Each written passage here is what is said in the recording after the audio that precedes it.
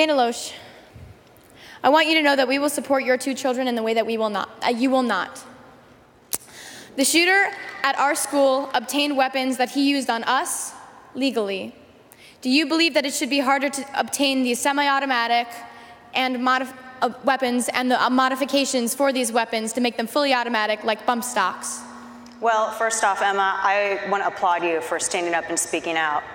And for anyone who has ever criticized you or any of these students up here, including people who have been on my side of this issue, I don't think that anyone should deny you your voice or deny you your position because you are young.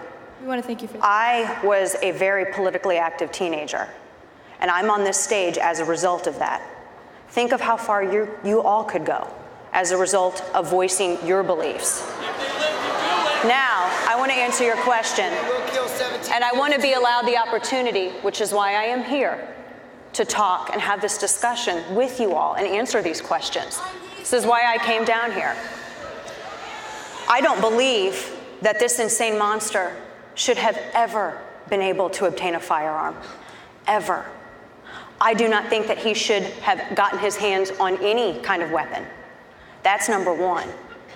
This individual was nuts. And I, nor the millions of people that I represent as a part of this organization that I'm here speaking for, none of us support people who are crazy, who are a danger to themselves, who are a danger to others, getting their hands on a firearm. And we have been for over 20 years, and I have been screaming about this, which is why I'm here, because I have kids, and I'm not just fighting for my kids, I'm fighting for you, I'm fighting for you, I'm fighting for all of you, because I don't want anyone to ever be in this position again. I want everyone to think about this for 1 second. This goes right into your question.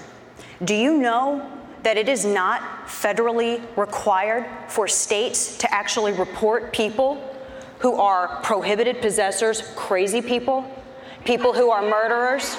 No? We've been actually talking about that for a long time. Let me answer the question. Let me answer the question. You can shout me down when I'm finished, but let me answer Emma's question. It is not federal law for states to report convictions to the NICS system. It's not federally mandated. That's the big question, and I wish that this network had also covered this more as other media networks would have covered it. That's a huge, wait a second. You guys, if I can't hear her statement, I can't come up with a rebuttal. Please. Wait a second. Do you guys want to stop mentally insane individuals from getting firearms? You better not get one now. Yes? They have to be in the system. If they are convicted, you can convict them, you can adjudicate them mentally unfit. If a state does not report it to the National Crime Information Center, when you run that form, this madman passed a background check. How was he able to pass a background check?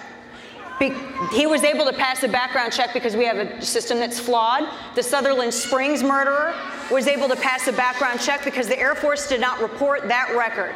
I think I'm just gonna interrupt you real quick and remind you that the question is actually, do you believe it should be harder to obtain these semi-automatic weapons and modifications to make them fully automatic, such as bump stocks?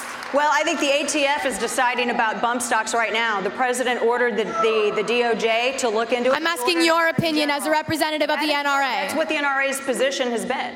The NRA came, I'm talking for them. These are the 5 million members that I'm here representing. That is what that group's position has been on that. So that answers your question. And they spoke about that before the president made a move, and they spoke about that before Attorney General Jeff Sessions made an announcement about that too. So that answers your question with that. Just interject for a second though. And I understand you're standing up for the NRA, and I understand that's what you're supposed to do. But you just told this group of people that you are standing up for them. You're not standing up for them until you say, I want less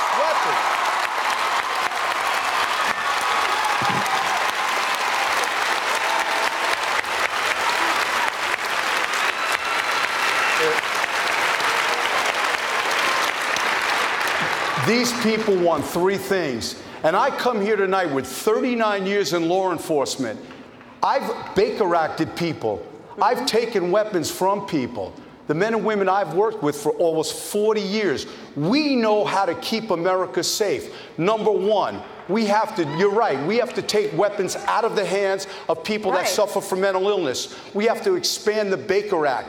We have to be able, when police encounter someone, Emma, when police encounter someone who is going through a mental illness, we don't only have to wait, or we shouldn't have to wait until they are a danger to themselves or someone else. We should be able to take them to an institution that's going to examine them and take weapons away from them right then and there at that time. And Sheriff, you're a member of the NRA, yes? No, you're not a member of the NRA. I want to bring in Diane Wolk-Rogers, who teaches AP World History.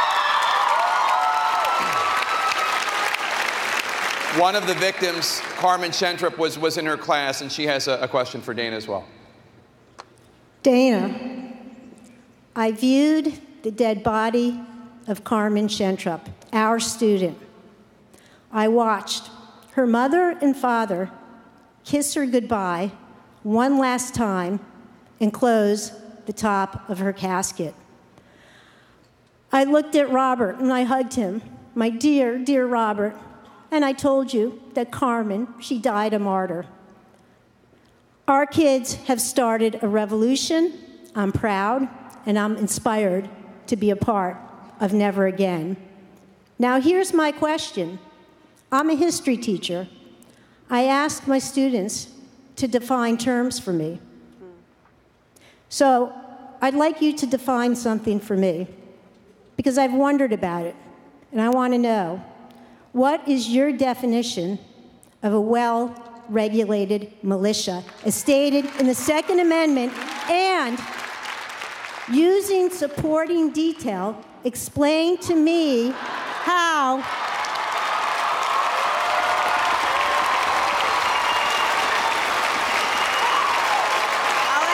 Let me finish. And using supporting detail, explain to me how an 18-year-old with a military rifle is well regulated. And the world, our country, our nation is going to grade your answer. Well, by all means. And I want to say as well, I as a parent, I see my kids and these students. I see my kids and the students that are here today. What you went through is horrid. I'm not going to pretend to understand what you went through. There are no words for it. It's monstrous, and nobody should have to endure that. I want to answer your question. George Mason was one of the founders, and he said, the militia is the whole of the people. It's every man, it's every woman. That is who the militia is. In the context of the time, a well-regulated militia meant an American man, an American woman, a citizen of the United States of America who could operate and service their firearm. How is an 18-year-old, that was in the context of the time. Yes. How now is an 18-year-old with a military assault rifle well-regulated? Use supporting detail. Right. He shouldn't have been able to get a firearm. He should have been barred from getting a firearm. And he should not have been able to. He should not have been able to purchase a firearm. So what are you, the NRA, going to do about it? Let me answer. If we're here to have a discussion, that's why I'm here. I want you to ask me every question. I want you to give me every question you have. Let's have some respect. She's here to answer the questions. Let's let her answer the questions. He should, A, never been able to get a firearm. B, people who are crazy should not be able to get firearms. C, people who are dangerous to themselves and other individuals should not be able to obtain a firearm. There isn't a loophole. It's a criminal act, and that's what we have to start calling it.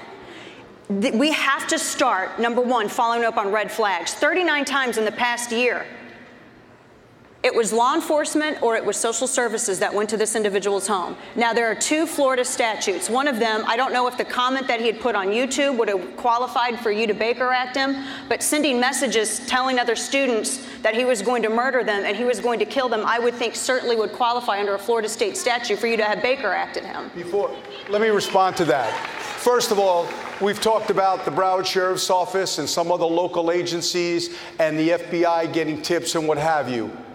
America, there's one person responsible for this act. That's the detestable, violent killer. He is responsible for this act. Nobody else but him. There's three things we need to do in America to keep America safe. Number one, we have to use through crime prevention, through environmental design, build schools differently so they're harder to penetrate. Number two, we need to be empowering police officers and deputy sheriffs throughout the nation to be able to take people who are an immediate threat to themselves or an immediate threat to someone else to be examined. And we need to take guns away from them forever. They should never get them back. They should have to go through a psychological evaluation. And if we have a doctor or a clinician have to sign their John Hancock and say that person should be given back their Second Amendment right, we're not going to see doctors do that. But lastly, we do need to have some gun control reform. 18-year-olds should never have a rifle. An 18-year-old kid should not have a rifle. 18-year-old kid, they're not adults yet. They're in high school. These kids should not have a rifle. Bump stocks should be illegal. They should be outlawed forever. Automatic rifles should be outlawed forever. And anybody who says different, I don't know about other people, but Emma and I, we're calling BS on that. So